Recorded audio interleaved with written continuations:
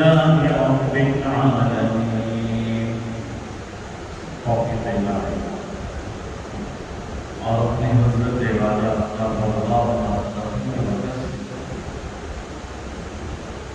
قرآن مجید قرآن حکیم کی ایک آیت مبارکہ تلاوت کرنے کا شرف حاصل ہوا۔ قرآن کریم کی یہ آیت پہلے پارے کی سورہ بقرہ کی ایک آیت ہے، اور اس آیت میں اللہ تعالیٰ نے یعقوب علیہ السلام کا زندگی کے آخری لمحات کا واقعہ بیان کیا۔ موت کا وقت ہے، یعقوب علیہ السلام دنیا سے رخصتی ہو رہی ہے، اور آپ کے تمام اہل خانہ جمع ہے۔ جب انسان دنیا سے جا رہا ہوتا ہے تو اس وقت اس کے ساتھ بلکہ ہر ایک کے ساتھ یہ موقع پیش آنے والا ہے، یعنی آخری وقت ہوتا ہے، اور رشتے دار ہیں، گھر والے ہیں، بیٹے ہیں، بیٹیاں ہیں، سب لوگ جمع ہیں، اور اس وقت انسان اس کو نظر آ جاتا ہے کہ بس بھائی اب کام رخصتی ہے، اب جانے لگا، اب بچنے کا کوئی امکان نہیں ہے، جانا ہے، سب میں جانا ہے، کوئی دنیا کا رہنے والا نہیں ہے۔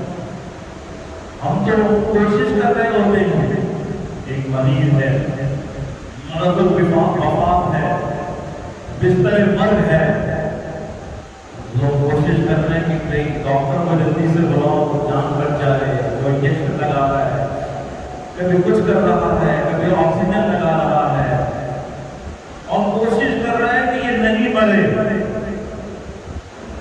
اس کو موت نہ آئے، لیکن وَلَن يُؤَخِّرَ اللَّهُ نَفْسًا إِذَا جَاءَ أَجَلُهَا، جب آخری وقت آ جائے گا تو ایک گھڑی کی بھی مہلت نہیں ملے گی، ایک لمحے کی بھی، ایک سیکنڈ کی بھی۔ حضور اکرم صلی اللہ علیہ وسلم جن کے لیے اللہ نے یہ ساری بزم کائنات بنائی ہے، آپ دنیا سے تشریف لے گئے، اور اللہ کیا فرما رہے ہیں؟ وَمَا مُحَمَّدٌ إِلَّا رَسُولٌ قَدْ خَلَتْ مِن قَبْلِهِ الرُّسُلُ، کہ آپ بھی اللہ کے نبی اور رسول اور پیغمبر ہیں، اور آپ سے پہلے بھی بہت سے رسول آ چکے ہیں، اور وہ سب کے سب دنیا سے چلے گئے، اور ہم نے آپ کے لیے آخرت کے جو مراتب ہیں، آپ کے لیے اس جہان میں جو ہم نے تیار کر رکھا ہے وہ بڑا عالی شان ہے۔ آخرت دنیا سے بہتر ہے، اچھی ہے، آپ نے دنیا کو ترجیح نہیں دی۔ جبرائیل آئے، آ کے پوچھا کہ اگر آپ یہ دنیا کی زندگی اسرائیل جو روح قبض کرنے والے ہیں، فرمائیں کہ آپ کو اختیار ہے، اللہ تعالیٰ نے آپ کو اختیار دیا ہے کہ اگر آپ رہنا چاہیں تو رہ سکتے ہیں، تو آپ نے کیا فرمایا؟ میں اللہ کی بڑا بات کروں۔ تو میں یہ عرض کر رہا تھا کہ قرآن کریم کی جو آیت ہے، اس آیت میں یعقوب علیہ السلام کا واقعہ ہے، اور قرآن کریم کا ہم جو ترجمہ پڑھتے ہیں تو خالی ترجمہ پڑھ کے گزر جاتے ہیں۔ ان آیات قرآن کریم کی ہر آیت کے اندر غور کرنا چاہیے، محض اردو کا ترجمہ نہیں۔ عربی سمجھنے والے سمجھتے ہیں کہ اللہ تعالیٰ نے کیا منظر پیش فرما دیا تھا، اور اس انداز کے ساتھ اللہ تعالیٰ قرآن کریم کے اندر انبیاء سابقین کے واقعات کا تذکرہ فرما رہے ہیں، ذکر ہو رہا ہے۔ تو یہ قرآن کریم کوئی تاریخی واقعات کی کتاب نہیں ہے کہ محض آپ کو جو قصہ سنانا ہو کہانی سنانی ہے، بلکہ سبق ہے، عبرت ہے، نصیحت ہے، ہدایت ہے۔ اس قرآن میں انسان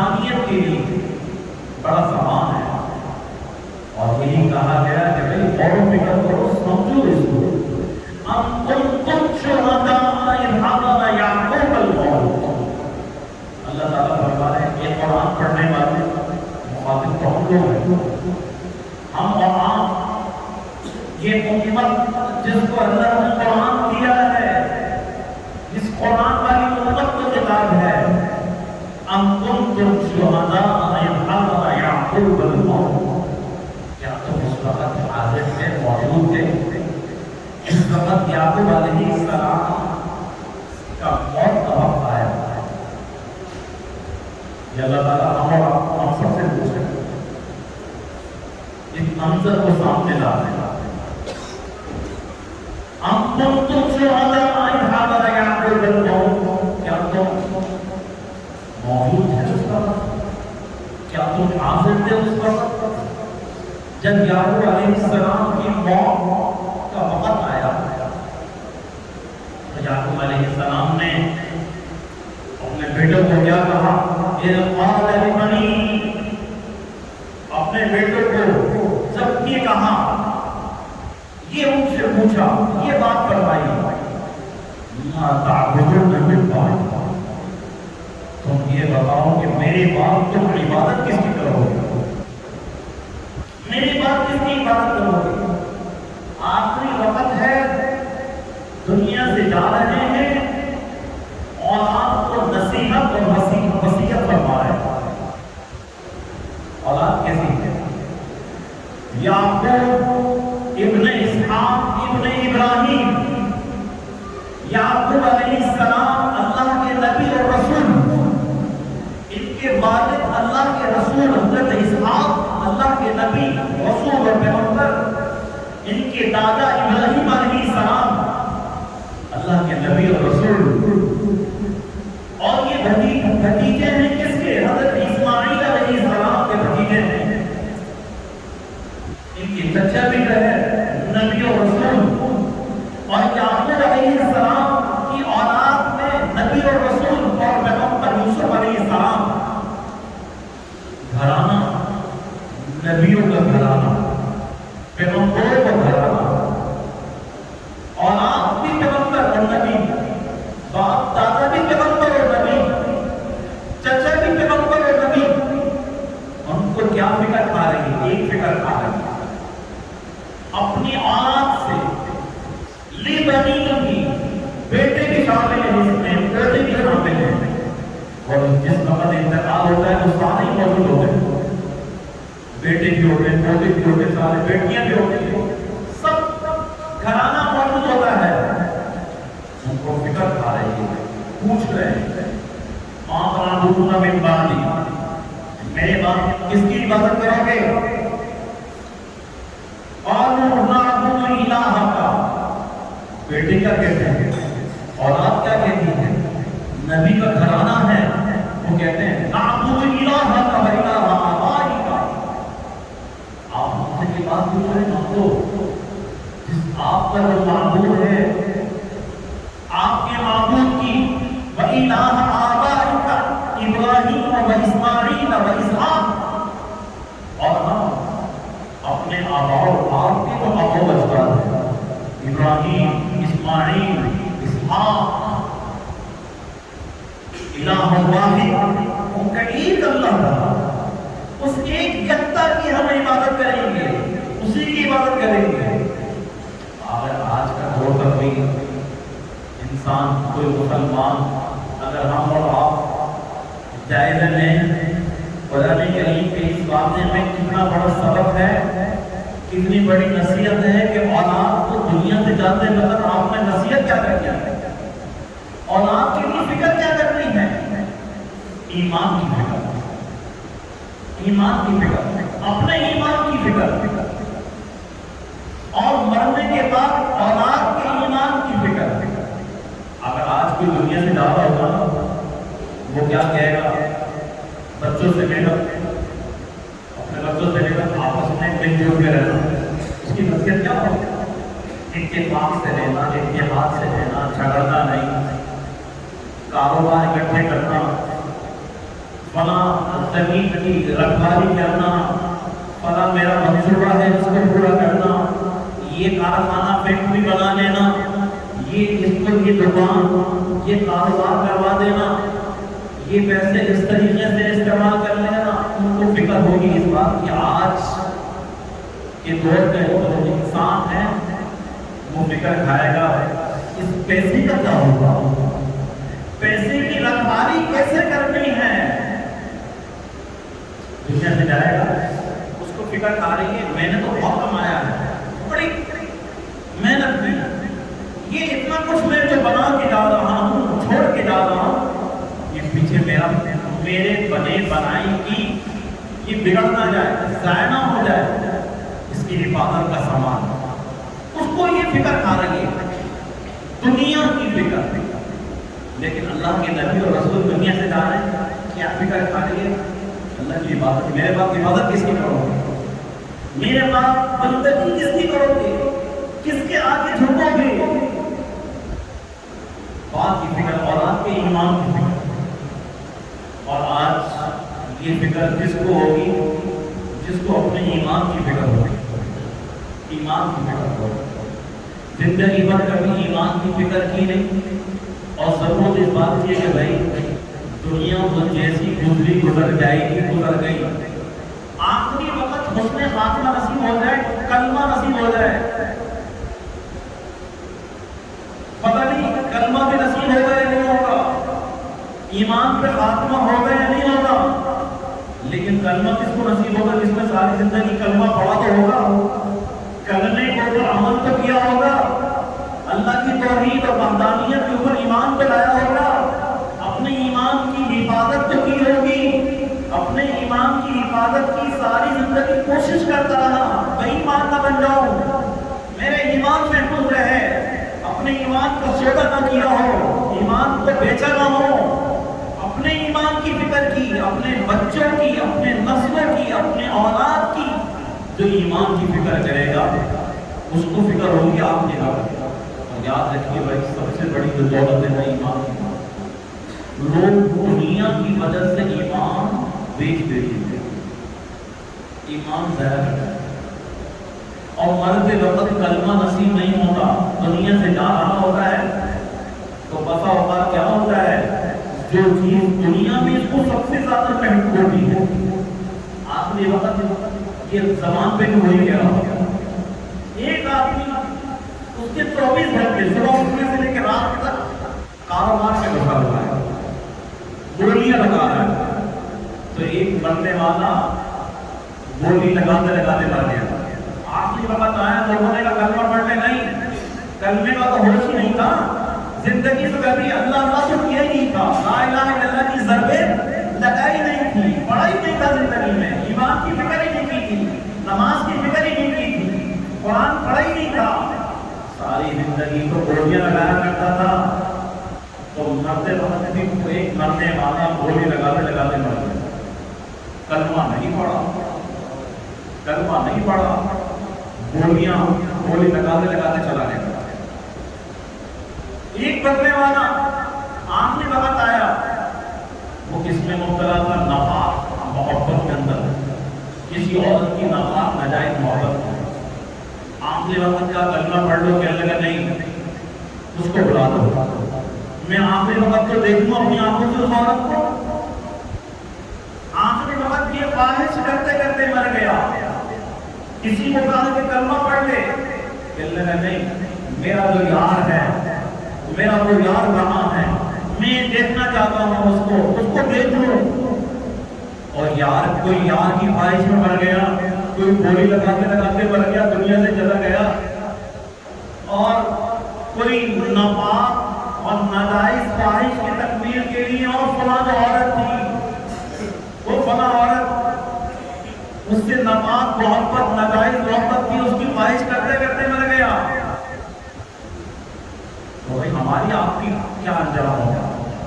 ہم نے کوئی نصیحت کی اور آپ کو کوئی وصیت نامہ تیار کیا؟ اس لیے مرنے سے پہلے اپنا وصیت نامہ تیار کیا۔ اب یہ نہ سمجھیے کہ تو موت پتہ نہیں کب آئے گی، 10-20 سال کے بعد آئے، 40-50 سال کے بعد۔ لوگوں کی آرزو بڑی لمبی ہے، مرنے کا کالم تو زندگی میں ہی نہیں تھا، جینے کا ہے۔ مرنے کے نام سے تو خوف آتا، مرنا تو ہے ہی نہیں۔ سمجھتے میں بچ جاؤں گا، فلاں مر گیا، وہ مر گیا، وہ مر گیا، وہ مر گیا، یہ کہتا نہیں سب مر گئے میں بچ جاؤں گا۔ آخری وقت پہ ڈاکٹر کو کہے گا ڈاکٹر صاحب مجھے بچا لو، جتنا چاہے روپیہ پیسہ لے لو، میری زندگی بچا لو، مجھے بچا لو، اپنے آپ کو بچانے کی فکر۔ تو بھائی اچانک وقت آئے گا، پتہ بھی نہیں چلے گا، اس لیے اپنے معاملات لکھیں، وصیت نامہ۔ جس ماتے 3 دن بھی گزرنے چاہیے آپ کو وصیت نامہ کیا لکھنا ہے؟ وصیت نامہ اپنی عبادات، فرائض، واجبات، نمازیں رہ گئی تھی تو لکھ لیں بھائی میں نے اپنی زندگی میں اتنے سال کی نماز نہیں پڑھی ہے، میری اولاد میرے مال میں سے نمازوں کا فدیہ دے دے، اولاد نہیں ہوگی فدیہ دے دے گی، آپ کی آخرت کی جان چھڑ جائے گی۔ روزے نہیں رکھے تھے تو اگر فدیہ میرے مال میں سے دے دیا جائے، قرضہ تھا کسی سے تو قرضہ دینا پڑے، اور مرنے والا یہ تو کہہ رہا ہے اس سے بھی لینا، اس سے بھی لینا، اس سے بھی لینا، اس سے بھی لینا، آپ نے بتا آپ نے لینے تو بتا رہا ہے، دینے کا نہیں بتا رہا، دینے کا نہیں بتا رہا۔ تو یہ وصیت نامہ لکھ لیجیے، نمازیں اتنی بات نہیں ہے، روزے اتنے بات نہیں ہے، نقد رقم اور پیسہ یہ اتنا میرا کسی کو قرضہ دینا ہے، اگر حج فرض نہیں کیا تو میری طرف سے میرے مال میں حج بدل کی وصیت لکھ دے کہ حج بدل کروا دیں، آخرت کی منزل آسان ہو جائے۔ اگر پیچھے اولاد نہیں ہوگی تو اس کی وصیت کو پورا کرے گی، کم سے کم اپنا کام اپنے حصے کو تو کر کے جائے نا، لکھ کے تو جائے، آگے اللہ کو کہہ سکتا ہے یا اللہ میں نے تو لکھ دیا تھا، پیچھے آدھوں نے نہیں کیا، میں نے پوری کوشش کی تھی، صدق کے دل کے ساتھ کوشش بھی کرے، قضاء عمریں پڑھنا شروع کر دے، قضا روزے رکھنا شروع کر دے، اور اگر کسی کے پیسے دینے تھے لکھ کے حساب دینا شروع کر دے، لیکن وہاں کا معاملہ تو کلیئر کر لینا، وصیت نامہ۔ مرتے وقت اولاد کو وصیت کر رہے، جائیداد کی وصیت کر رہے ہیں، اور اکثر کیا ہوتا ہے لوگ کہتے ہیں کہ میرے مال میں سے فلاں مکان اس کو دے دینا، فلاں بیٹے کو، فلاں گھر اس کو دے دینا، فلاں دکان اس کو دے دینا، فلاں بیچ میں پیسے دے دینا۔ یاد رکھیے اولاد کے حق میں وصیت نہیں ہوتی، شریعت نے ترکے میں سے اولاد کا بھی بچوں کا حصہ رکھا ہے، جتنا حصہ رکھتا ہے وہ حصہ اس کو ملے گا۔ اگر آپ کسی کے لیے وصیت کریں گے تو وصیت کوئی قابل قبول نہیں ہے، وصیت غیر وارث کے لیے ہوتی ہے، وارث کے لیے وصیت نہیں ہوتی۔ اور آج سب کچھ جتنے بھی جھگڑے ہوتے ہیں وہ جھگڑوں کی بنیاد کیا ہے؟ جھگڑوں کی بنیاد یہ ہے کہ ابا نے وصیت کی تھی اس کو یہ دینا، وہ میرا ہے، جب وصیت کرتی تو وہ میرا ہے، ہم کہیں گے بھائی شریعت نے منع کیا، آپ کی وصیت نہیں ہے، آپ کو ترکہ ملے گا، ترکے میں سے جو حصہ وہ ملے گا، نہیں وصیت۔ پھر آپس میں لڑتے ہیں، انبیاء علیہ السلام اس دنیا سے جا رہے ہیں، وصیت کیا کر رہے ہیں؟ ماں تعبدون من بعدی، کن کو وصیت کر رہے ہیں؟ وہ کہ جو خود نبی ہیں، جن کا گھرانہ نبی ہے، جن کے صبح سے لے کے شام تک رات تک اللہ کی بارگاہ میں الہ زاریاں ہیں، دعائیں ہیں، تسبیحات ہیں، اللہ کا ذکر ہے، ہر وقت زبان پہ اللہ کا ذکر ہے، اللہ سے مانگنا ہے، رونا دھونا ہے، اس گھرانے کو وصیت ہو رہی ہے کہ ماں تعبدون من بعدی۔ اپنی اولاد کو کیا وصیت کر رہے ہیں؟ مال کی وصیت، دنیا کی وصیت، کاروبار کی وصیت، دکان کی وصیت، گھر کی وصیت، سونا چاندی اور زیورات کی وصیت۔ اور اس یہ ایسی دنیا دماغ میں گھسی ہوئی ہے کہ پھر یہ دنیا دل نکلتی نہیں ہے، اور پھر انسان کیا کرتا ہے؟ انسان دھوکہ پیٹتا ہے، پھنساتا ہے۔ ایمان کی فکر نہیں کی تو ایمان پہ خاتمہ نہیں ہوگا، خاتمہ بھی خیر ہو جائے، دنیا سے جائیں تو اس میں خاتمہ مل جائے کلمہ، تو اپنے ایمان کی حفاظت کیجیے، اپنے بیوی بچوں کے ایمان کی حفاظت کیجیے، فکر کیجیے۔ تمام فتنوں میں سب سے خطرناک فتنہ مرتے وقت دنیا سے جاتے وقت ایمان کا فتنہ ہے کہ اس وقت اگر بہت سے لوگ ایسے اپنا ایمان چھوڑ کے چلے جاتے ہیں، کہیں ایسا نہ ہو کہ گولی لگاتے لگاتے آخری وقت کلمہ نصیب نہ ہو، گولی لگا رہے ہو، آخری وقت کلمہ نصیب نہ ہو اور کہہ میرے یار کو بلا دو، فلاں کو بلا دو، اس سے ملاقات کر لوں، اس سے مل لوں۔ تو بھائی کلمے کی فکر کیجیے، ایمان کی فکر کیجیے، اور اپنی وصیت نامے کو تیار کر کے رکھیے کہ میرا وصیت نامہ تیار ہونا چاہیے۔